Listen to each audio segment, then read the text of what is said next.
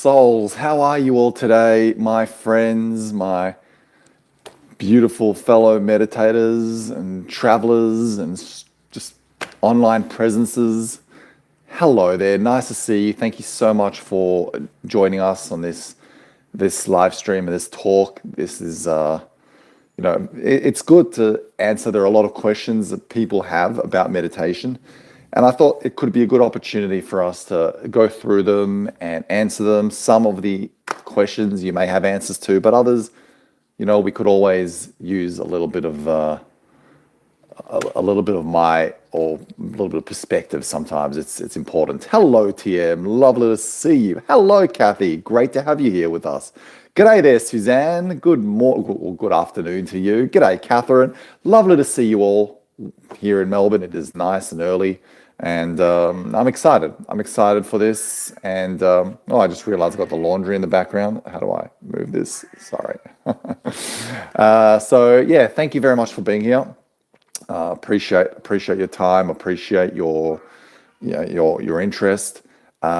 Give me 1 second because I think the cat needs to step into the other room. 1 sec.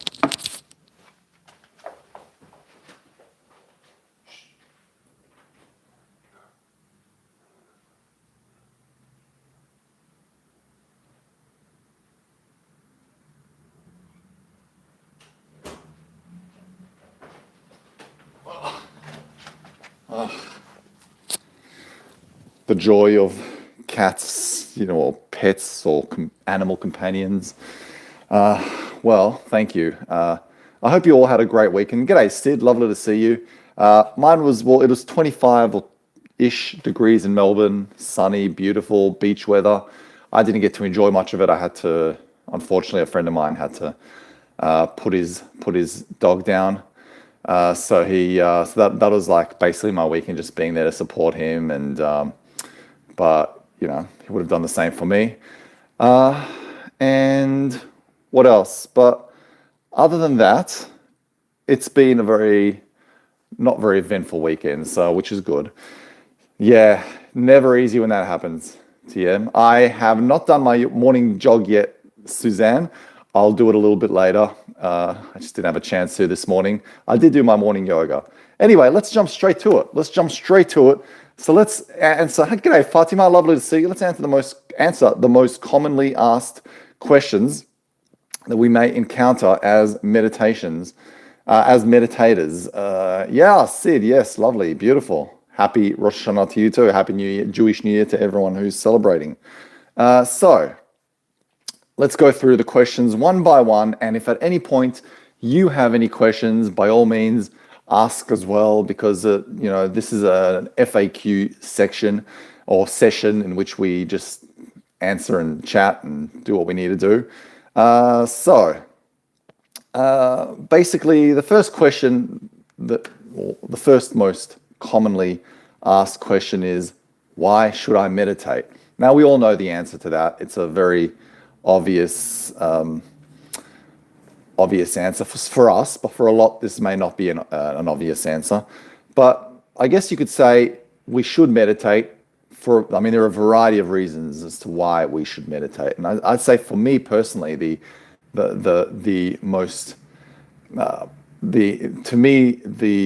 most important answer of all is that it helps us gain control over our own mind. Meditation helps us reduce stress, control whatever emotions that may creep up unexpectedly. It also helps you trigger the parasympathetic nervous response. And by that I mean it helps calm you down a lot more. It also provides insight for the mind. It helps you see things differently. It helps you think a lot more deeply. It helps gain creativity.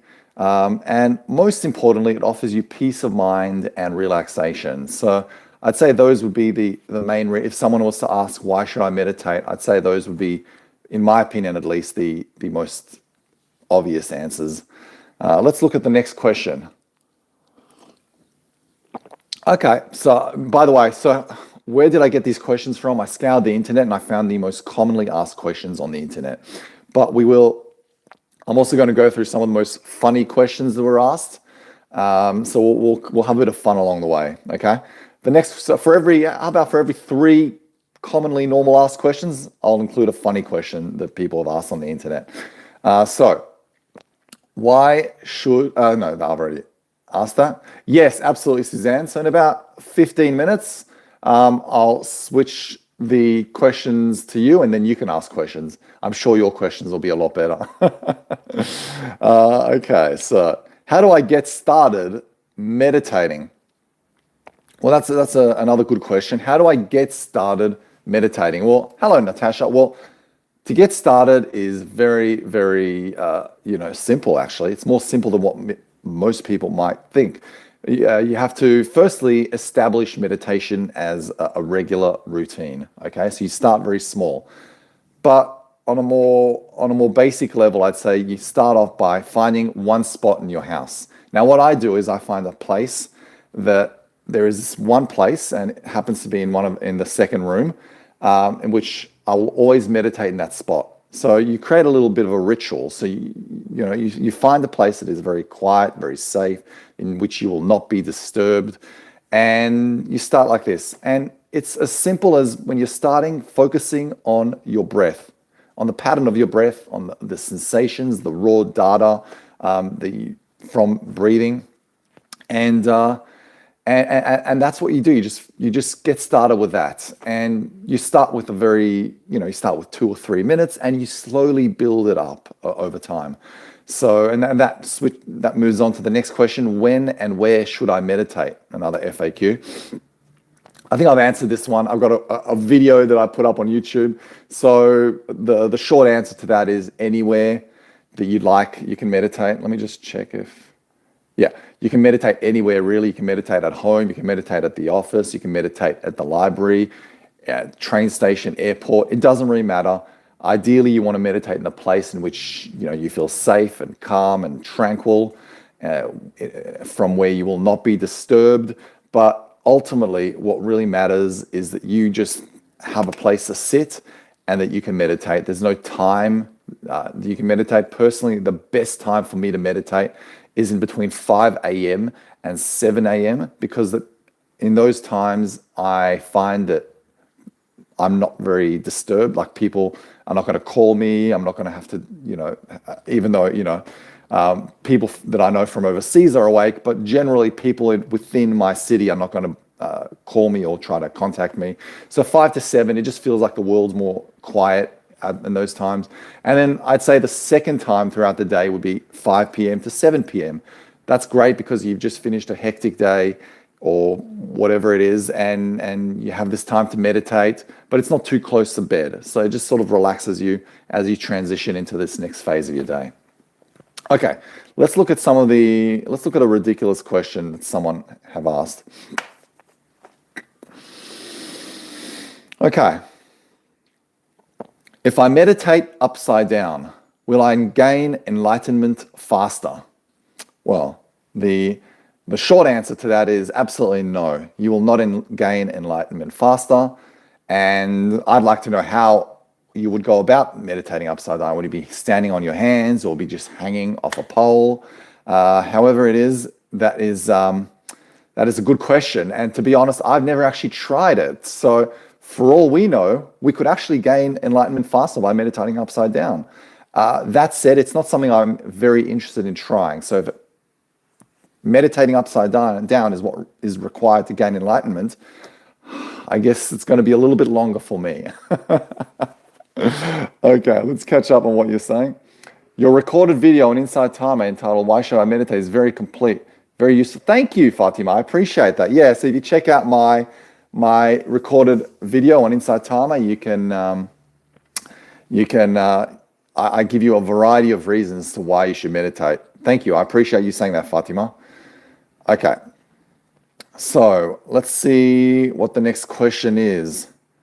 Okay. How do I make meditation a habit? How do I make meditation a habit? It's a good question.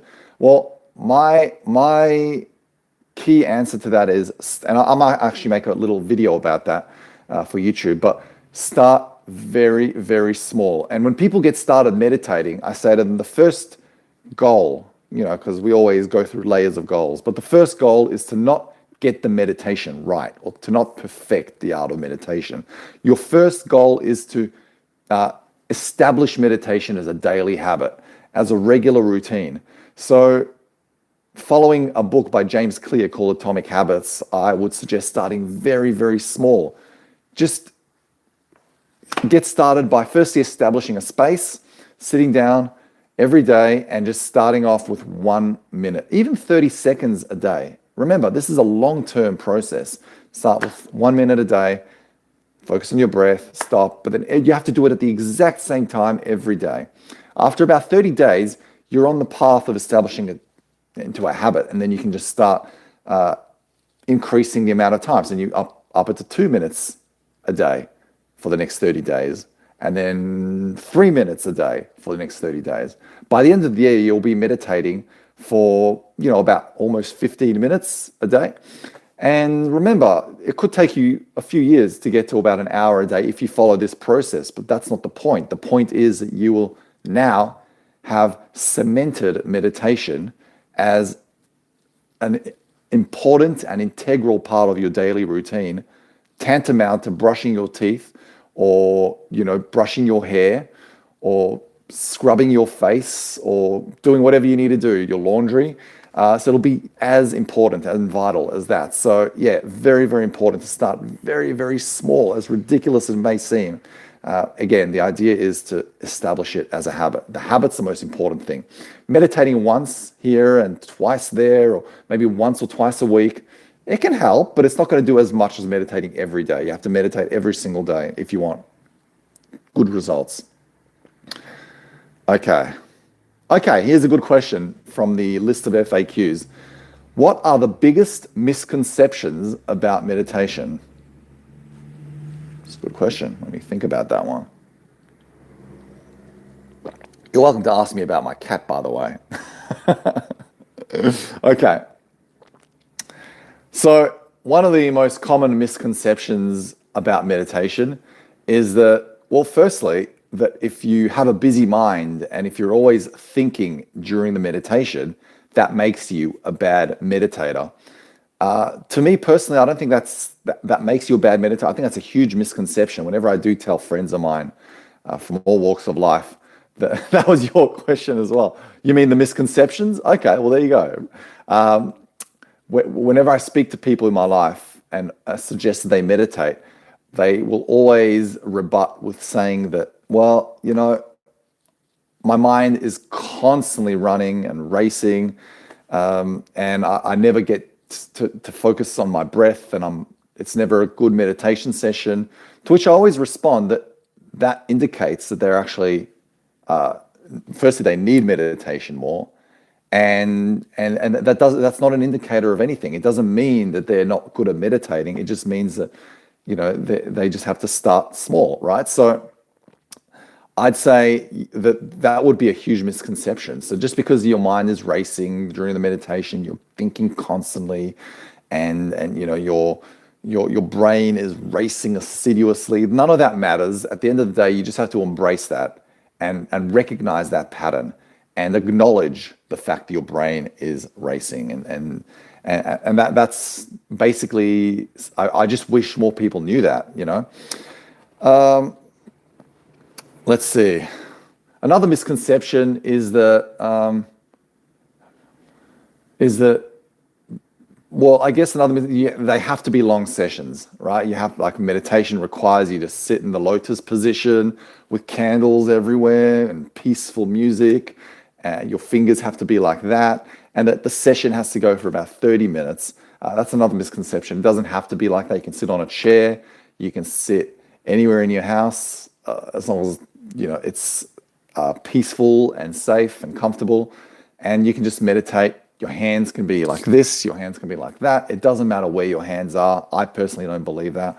So that's another misconception that people seem to worry about when considering meditation.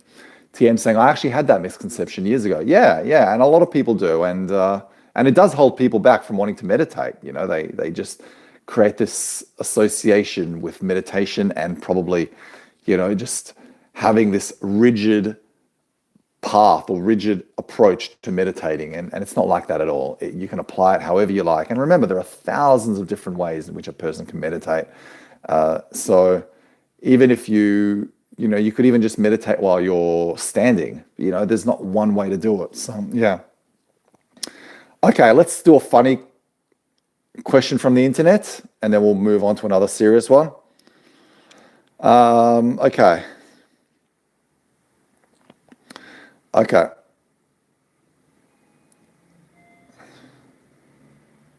Okay. Let's see. Can I meditate my way out of doing the dishes tonight? Someone asks. Can I meditate my way out of doing the dishes tonight? Whoever asked that question, I'm sorry. There is no getting out of that task. Not even meditation can help you with that. So meditation is very helpful. It does a lot of things to improve our life quality. It helps us think differently. It helps us control our lives more effectively. But there are certain things we cannot avoid in life: death, taxes, and doing the dishes. So no, you cannot meditate your way out of doing the dishes. You can, I suppose if you live with someone, meditate for long enough so that they just get frustrated with you and do the dishes on your behalf. But that will not result in a very good dynamic between you and that person. So it's best to just do the dishes. And on that topic, doing the dishes can involve meditating. When you're doing the dishes, it can be an act of mindfulness. In fact, I enjoy doing the dishes. When you're doing the dishes, you can focus on the movements and on what you're doing in the moment, and that can be a very calming activity. So that was our silly, funny question. Well, I wouldn't say silly. I guess that to that person, it may have been serious, but it is our funny question for the day. Let's see. Natasha's saying, I think sometimes people think meditation is just a fad. Yeah, absolutely, Natasha. And that's another misconception, is that meditation is a fad.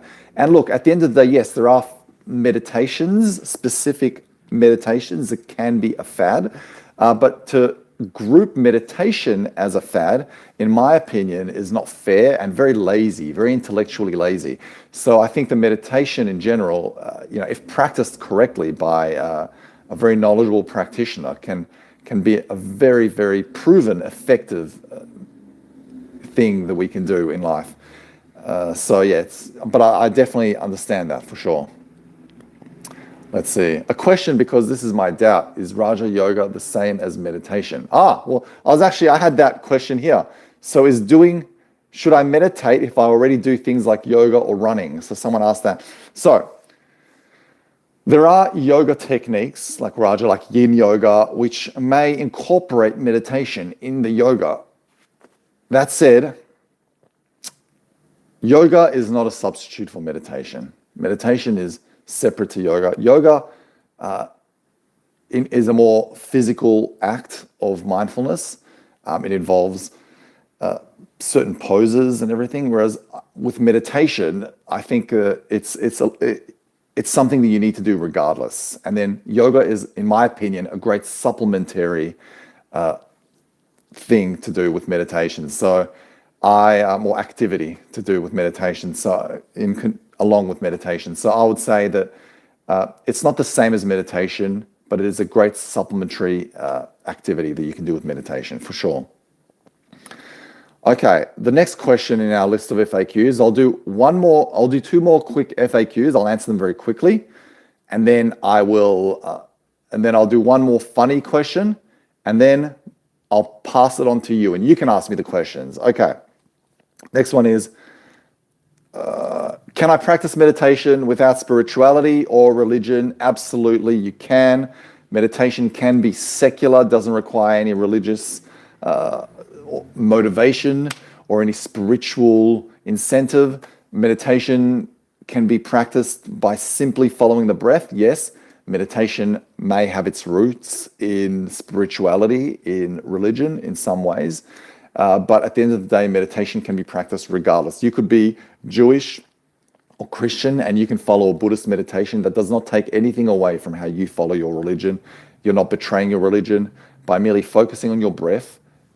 It's perfectly secular. So Yeah, you don't have to be spiritual to meditate, though. As I was saying in one of my previous videos on YouTube, meditating may bring you closer to feeling spiritual, to this sense of spirituality. So I guess there's the two interlace, but at the same time, they're not very, they're not, you don't need one for the other, basically, put it simply.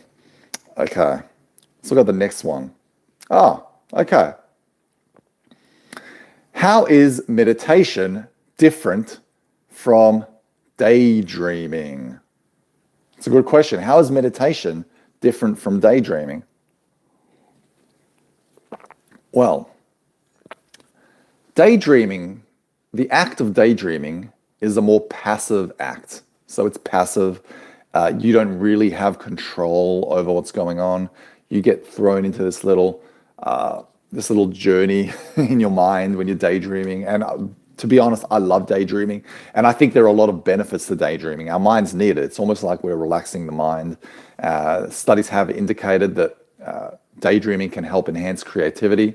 So there are a lot of benefits to daydreaming, but it is not to be conflated with meditation. So daydreaming is passive, meditation is active. So meditation involves focusing more actively on the breath or on whatever it is, and trying to gain more control over our mind and over those patterns that our thoughts may send us through, and be more conscious of those thoughts, and be more conscious of when our mind goes a little adrift and does daydream. So I'd say that is a main difference. A lot of friends of mine mention that they daydream a lot, they sit on the couch and contemplate a lot. And contemplation, for example, is very reflective. Meditation, on the other hand, is also, you're embracing the reflecting, you're recognizing the fact that you're reflecting, but you always got to go back to the breath. Okay, so that would be that. Let's see. Natasha's saying daydreaming is unconscious, meditation is conscious. To put it simply, that's correct. Yes, that is correct, Natasha. Let's have one more look at another question before we move on to a funny question, and then I'll pass the questions on to you. Okay. How do I overcome obstacles and distractions while I'm meditating? It's a good question. Okay. The first way to overcome obstacles, the first thing you want to do is try to firstly avoid the obstacles, right? Prevent the obstacles from coming in the first place. So when you're meditating, always find yourself in a place that is safe and that is obstacle-free. Safe and quiet, and a place that exudes tranquility, and a place that you will not be disturbed. So if you can, that will be your first step, your first attempt. Now, if you do not have that luxury, if you can't find a place that affords you peace, then I would say find a place. Firstly, always find a place in which you're comfortable. You've always got to be comfortable when you're meditating. And then meditate and use your surroundings for your benefit. But the first thing you need to remember is do not ever get frustrated. Do not ever get frustrated. Because it happens to me every now and then. I'm meditating, the cat will keep meowing, or someone will keep coming to me and asking me questions while calling me while I'm trying to meditate. You don't get frustrated. You pause the meditation, attend to it, and you go back to your meditation. You always stay calm, you always stay composed.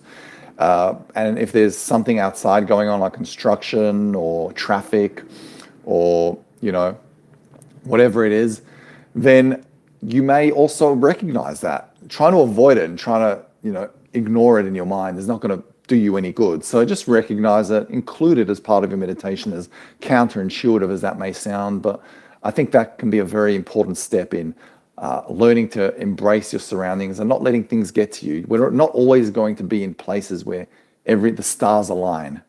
You know what I mean? Where sometimes we're just going to have to recognize that situations can be a little sucky, and we just have to deal with it and adapt to it. As Bruce Lee once said, you have to be like water. Okay, you put water into a vase, it becomes a vase. Put water into a cup, it becomes a cup. So you have to be like water. You have to adjust.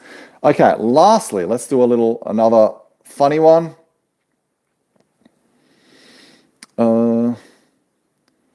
Okay. Is it true that if I meditate too much, I might accidentally levitate and get stuck on the ceiling? I'm not even going to answer that one. That's just silly. Uh, let's see. If I meditate in space, will I become one with the universe? Literally. Whoa. Never actually thought of that one. That's a good question. It's a good question. I guess you would. I guess you would become one with the universe. And on that note, I will pass the questions on to you, my friends. Well, those were just some of I sort of scoured the internet, found the most commonly asked questions on the internet, and I thought I would share them with you.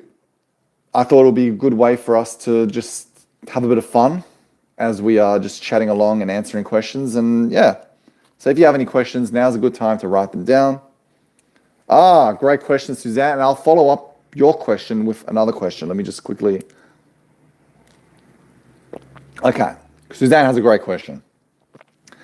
Meditation and exercise, one before the other, does it matter? Great question. I prefer to meditate before I exercise, okay, because meditation clears my mind, and it's a good, it's a good start off to exercising. It also sets that focus, because when you're exercising, you really need to focus very well. So I usually like to meditate before I exercise. That says, it doesn't really matter. If you find that exercising before meditating works, that's great. Sometimes when you're exercising, you finish the exercise, you've got a lot of endorphins running through your body, a lot of serotonin, and you feel great. And it may be hard to meditate because you just feel amazing. The last thing you want to do is sit there and close your eye. Your mind is going through a lot of good in that moment. So it can be hard to meditate after you exercise. But that said, some people like doing that. Some people find that after they exercise, they feel very centered, they feel very focused and balanced and in-lined and aligned. So it's recommended from my perspective to meditate before you exercise and then get on with your day, but it's a bit of both. Another question people ask is, should I meditate before I read or after I read?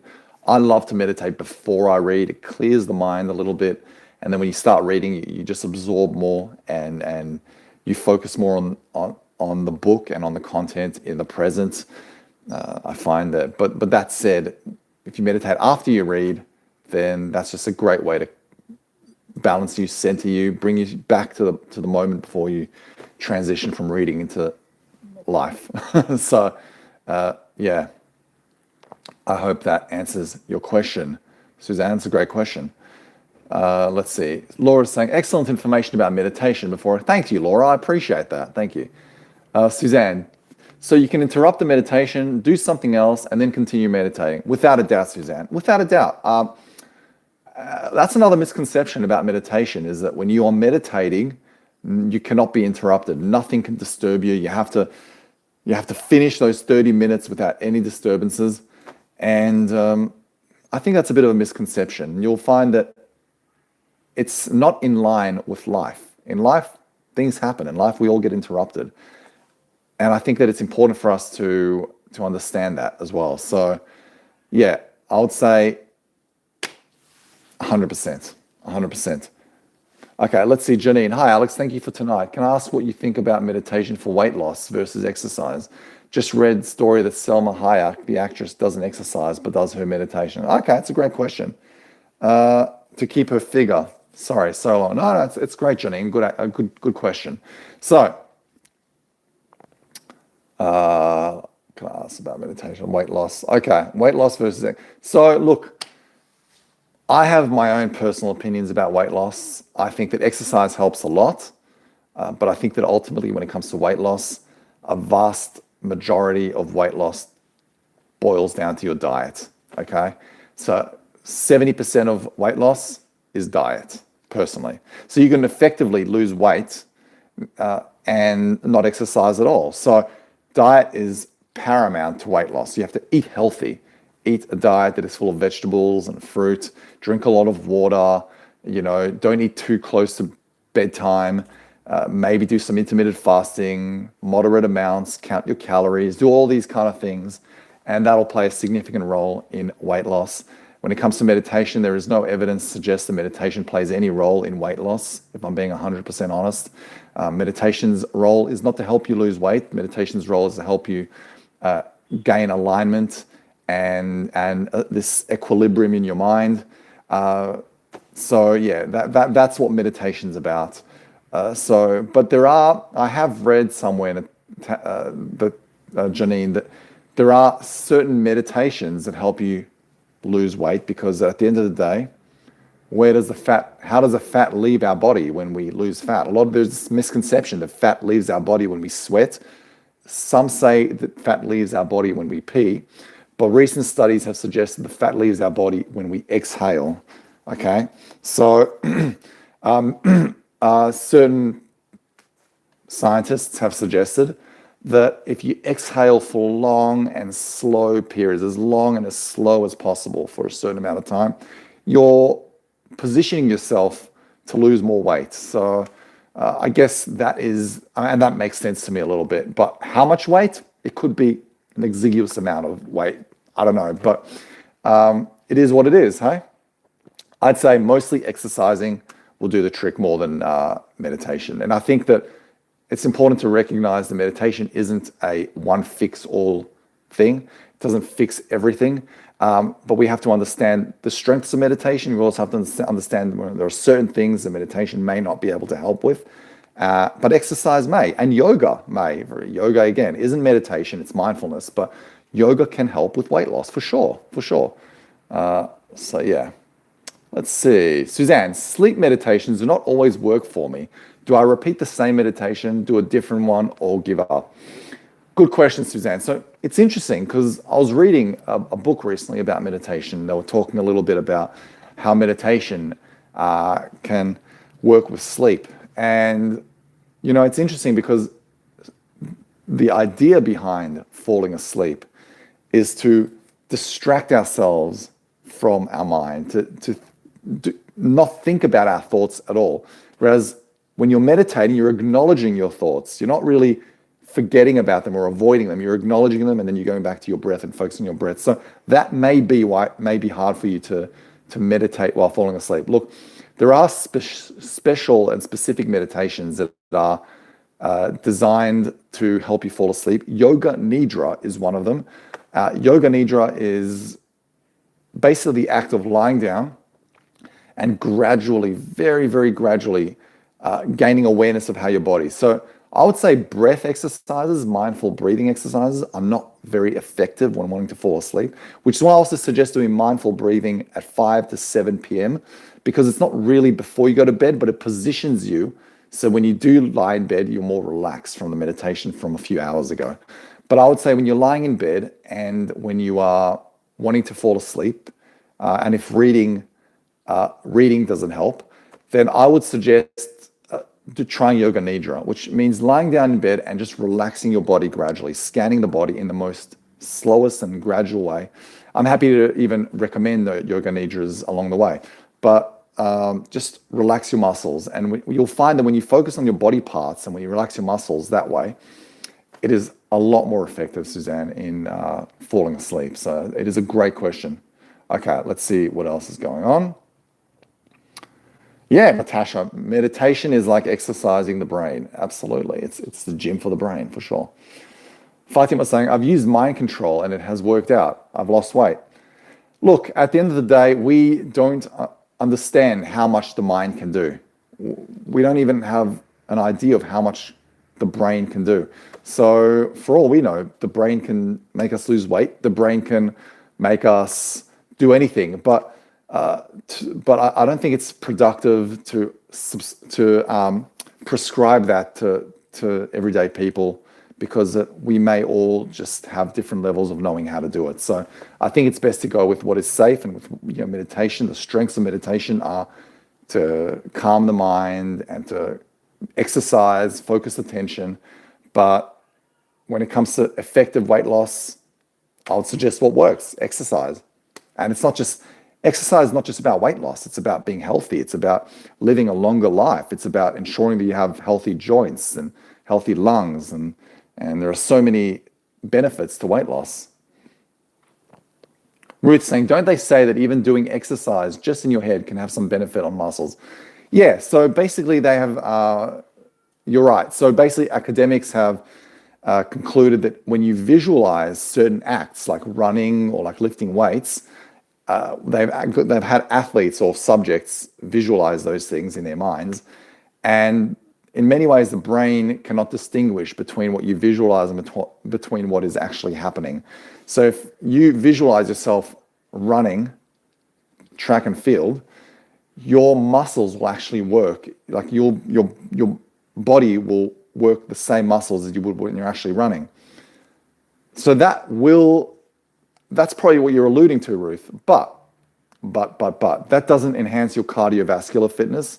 It doesn't create the resistance that you need to improve your physiology or to improve your muscle endurance.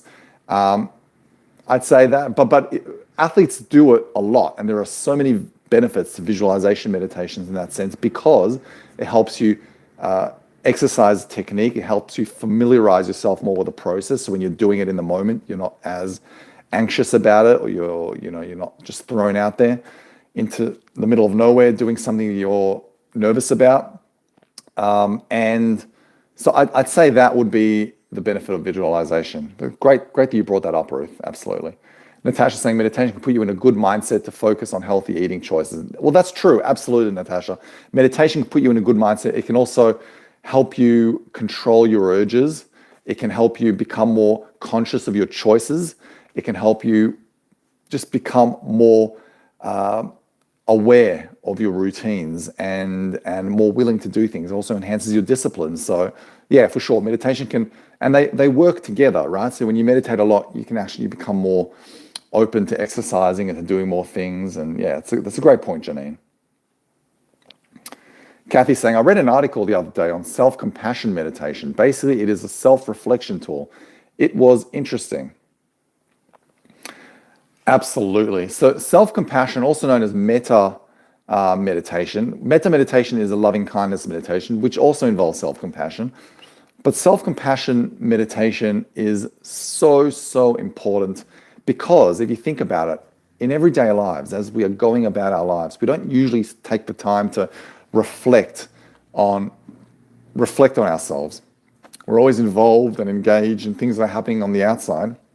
We never actually sit down and think about our actions, about how we've spoken to other people, about how we see ourselves. There are so many things we don't actually think about. So self-reflective meditations are a great way to touch base with ourselves and with how we view ourselves. And in fact, studies have shown that metta meditations are probably the most effective and, firstly, metta meditations are the most studied meditations, but they're also they have the biggest impact on people in terms of how, you feel. You become more compassionate, you become more self-loving, you improves your mood. There are so many benefits to self-compassion and metta meditations, for sure. The list can go on. Suzanne, at home, do you recommend meditating in the same space, or is it a change of space beneficial? Oh, that's a fantastic question, Suzanne. So when you're at home, what some of the greatest meditation instructors and some of the teachers I've learned from have suggested is finding the one space at all times and meditating from that one space. It's almost like your little mini personal shrine. And you find that space and you stick to this space the whole time when you're at home. The reason is, it doesn't mean that it's a better meditation necessarily. It doesn't mean that, there is some message or some meaning behind it. It just means that it becomes this special place to you and you become more inclined to meditate. It encourages you more to meditate, and it creates this positive association with meditation. And in terms of longevity, in terms of meditating for more regularly, and in terms of perceiving meditation as something that is so well integrated into your life, I think that would be the best way to go about it. And I myself have the one space from which I meditate. That said, it doesn't mean I can't meditate from the couch, or it doesn't mean I can't meditate from the kitchen table. but it's good to have the one place you can just go to and you meditate, and it becomes your special meditation place, for sure. So the answer is whatever's easiest for you, but I suggest finding the one place that you can meditate from and stick to it, for sure. Great question. I'm glad you asked that. So yeah, that was Suzanne. Can we meditate with open eyes or a lowered gaze? The distractor. Oh, such a good. You're full of great questions today. So, okay, so you can meditate with both. Both meditations are perfectly viable, and it depends on what you want to achieve, right? So yes, you can meditate with a lowered gaze. You can meditate with your eyes open, focusing on an object, or you can meditate with your eyes closed. First, it depends on what resonates with you. I personally find that it depends on how I'm feeling, on the mood that I'm in. If I'm feeling extremely anxious from within, I'm feeling jittery, I'm feeling, this anxious energy in my muscles. Here's what I do sometimes. I'll light a candle. I'll sit approximately 3 or 4 meters away from the candle, and I'll gaze into the candle for, 20 minutes. And that is a form of meditation. It doesn't have to be a candle. It can be a painting. It can be a tree. It can be a plant. It could be a leaf or a flower. But having yourself focus on one thing can definitely help with meditating. And it definitely helps relieve the tension from your body because now you're focusing on something more external. But lower gazing is what a lot of Buddhist and Hindu monks do. They suggest to lower your gaze when you're meditating, and that is a very important form of meditation as well. So ultimately, it depends on what you feel like doing in the moment. There's no right and wrong, and human beings are all wired extremely differently, and we're all complicated creatures. So it all depends on how and what resonates with you. So yeah, go with that. But I would suggest, well, I would say there's no one right way or wrong way of doing it for sure. Let's see.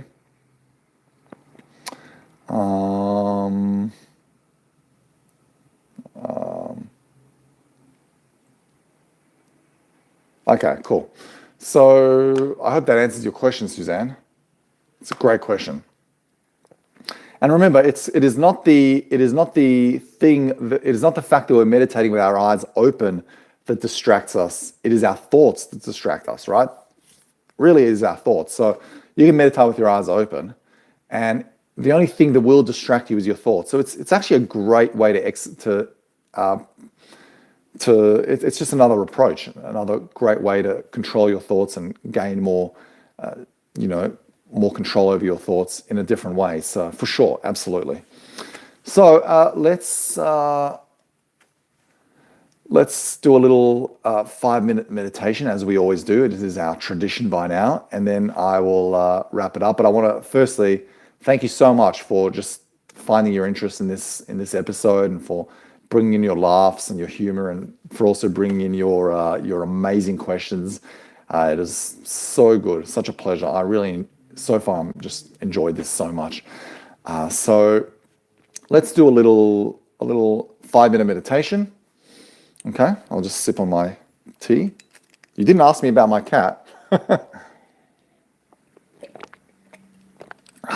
Okay, so if you never meditated with me, then this is a great opportunity for you to, you'll get there, Sid, you'll get there.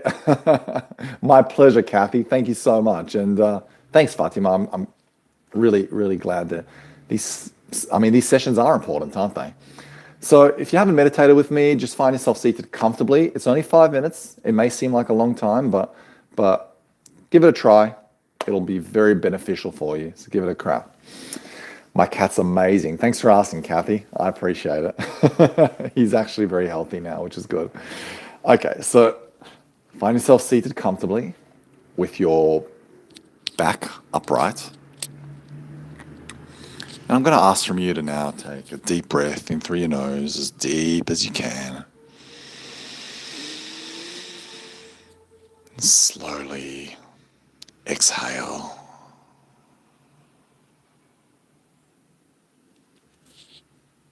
And as you're breathing out, relax your muscles. And just notice your breath. You may close your eyes. I'd like you to just notice the air flowing in and out of your nose. Recognize the sensations of the breath.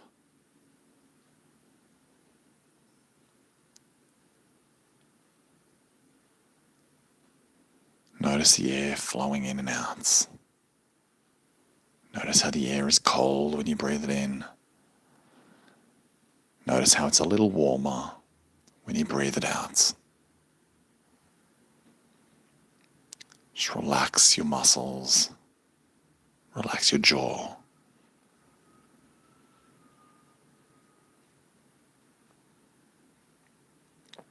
If thoughts seep in, that's perfectly normal.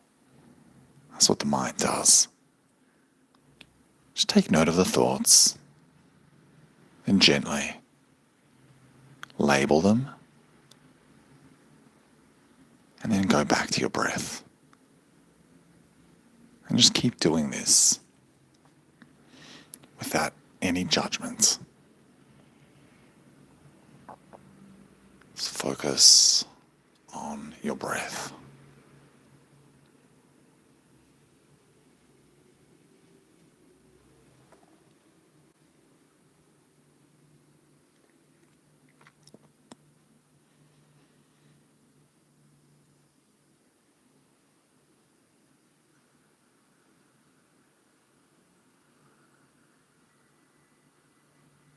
Nice. I'd like you to now take note of your chest's movements. Notice how your chest expands when you breathe into it and contracts when you breathe out. Merely observe those movements as your lungs fill with air and then contract when the air leaves.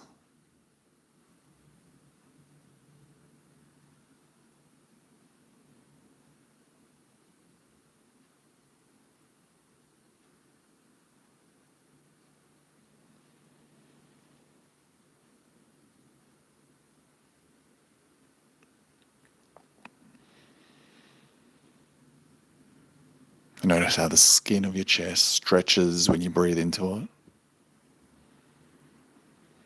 And notice how it contracts when you breathe out.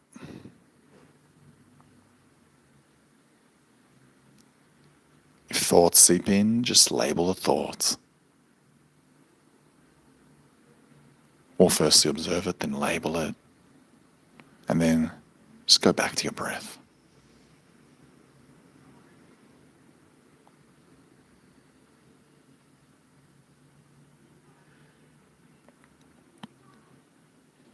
Great work. Notice how your body feels. Relax any muscles that may be tense.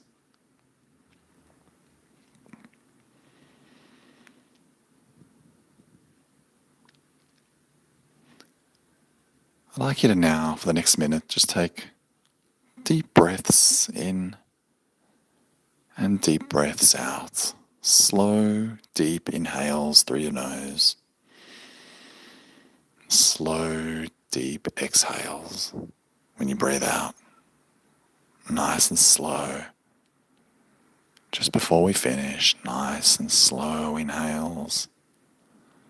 Nice and slow exhales. And as you're doing so, just feel the air brush through your nose.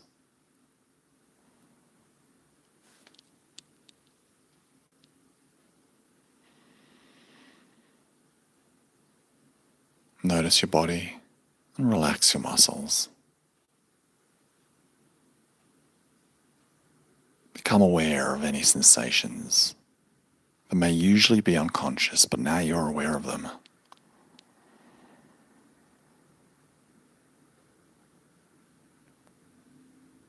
Well done. When you're ready, you may gently open your eyes and welcome back your physical surroundings. And I want to thank you for doing this meditation. This would have just brought you back to the present moment. It would have just made you feel more aligned and more balanced and a little bit more in the now. So thanks for doing this, and thanks for being a part of this meditation. It really means a lot, and I appreciate you. I appreciate you being here, and I appreciate your company, and I appreciate your presence and your willingness to be part of this. And honestly, I do. So thank you so much to all of you for being here. This was it's always a pleasure and a privilege to have you with me. We will have a couple more insight timers later on this week. Next week we'll be doing another walk through nature, exploring nature and becoming more one with nature. And I'm thinking of even going back to the Tulip Festival because it's spring now, and we can probably go check out the tulips again. So if you'd like to be part of that, just let me know. If I can get enough interest, then I'll do that. So either way, let's do things, and it'll be nice to see you this week on Insight Timer. Don't forget to head to Insight Timer, listen to my meditations, give them a nice review if possible. Thank you, Suzanne. A big high five back to you, and I really appreciate your very kind comment. Thank you so much. Thanks, Fatima. I appreciate it. Thank you, Kathy. Back at you. Really, thank you so much. Really helped. Perfect, Janine. Thank you. Thanks, TM. I appreciate it. It's so nice to have you here as always. Thank you so much. Natasha, you're absolutely welcome. Thank you so much for being here. So thank you guys, and thank you, Fatima. Thank you so much. So we'll see you guys. We'll see you guys later this week on Insight Timer. Don't forget to join me on Insight Timer. The link should be in the bottom in the description. So it takes a minute to subscribe, and it's free, and it's nothing. It's all good. You're welcome, Sid. Nice to see you as always. Hugs to Zerpy. We'll chat soon. Love you guys. Speak soon.